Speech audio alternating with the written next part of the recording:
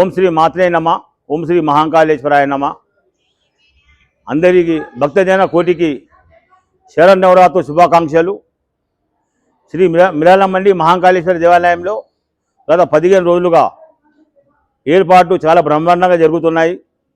Committee సభ్యులందరూ కూడా ఎంతో కష్టపడి రేపు జరిగే శరన్నవరాత్రి ప్రారంభోత్సవానికి అందరూ కూడా కృషి చేయడం జరుగుతుంది.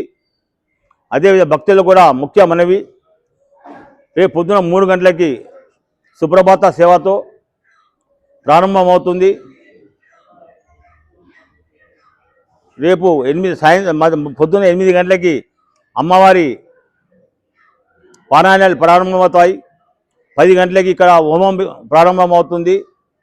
అదేవిధంగా సాయంత్రం 5:30కి లక్ష కుంకుమార్చన, 7:30కి పంచహారతి, సామూహిక హారతి, ఉంజల సేవ, తదుపరి మహానైవేద్య కార్యక్రమం ఉంటుంది. కాబట్టి భక్తజన కోరిక ముఖ్యంగా మనవి చేస్తున్నాను, అందరూ కూడా విచ్చేసి ఈ పూజ కార్యక్రమం పాల్గొని అమ్మవారి కృపకు పాత్రలు కాగానే మనవి చేస్తున్నాను.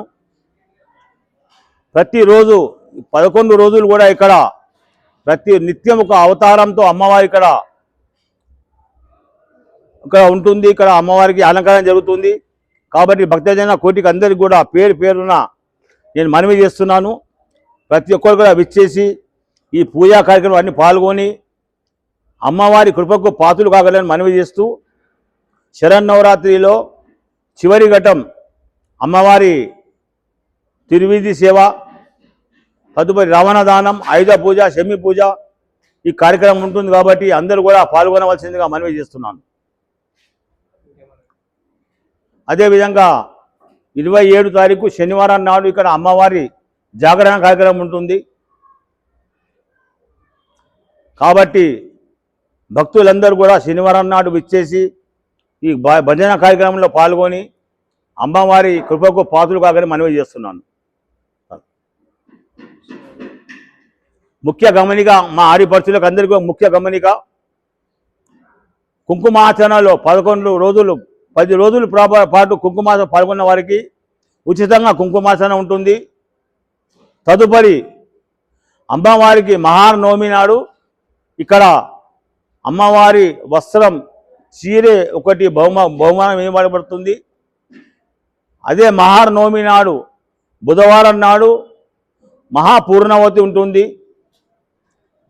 సాయంత్రం అమ్మవారి కుంకుమార్చన పాల్గొన్న అందరు భక్తులకు కూడా ఇక్కడ అమ్మవారి వస్త్రంగా ఒక చీరే మేము బహుమానం ఇవ్వడం జరుగుతుంది. కాబట్టి భక్తులందరూ కూడా 10 రోజుల పాటు కుంకుమార్చనలో పాల్గొని ప్రతి ఒక్కరు కూడా ఖచ్చితంగా పాల్గొనవలసిందిగా మనవి చేస్తున్నాను. కాబట్టి మీరందరూ కూడా ముఖ్యంగా ప్రతిరోజు కుంకుమార్చనలో పాల్గొని అమ్మవారి కృపకు పాత్రలు కాగానే మనవి చేస్తున్నాను. ఇక్కడ మా మిరాలమండి మహాకాళేశ్వరంలో ఎటువంటి రుసుము ఉండదు, ఎవ్వరు కూడా రుసుము ఇవ్వాల్సిన అవసరం లేదు. కాబట్టి ప్రతిరోజుగా నిత్య అన్నప్రసాద వితరణ ఉంటుంది. అదేవిధంగా ఉంజల సేవ ఉంటుంది. కాబట్టి అందరూ కూడా ఈ కార్యక్రమంలో పాల్గొని అమ్మవారి కృపకు పాత్రలు కాగానే మనవి చేస్తున్నాను.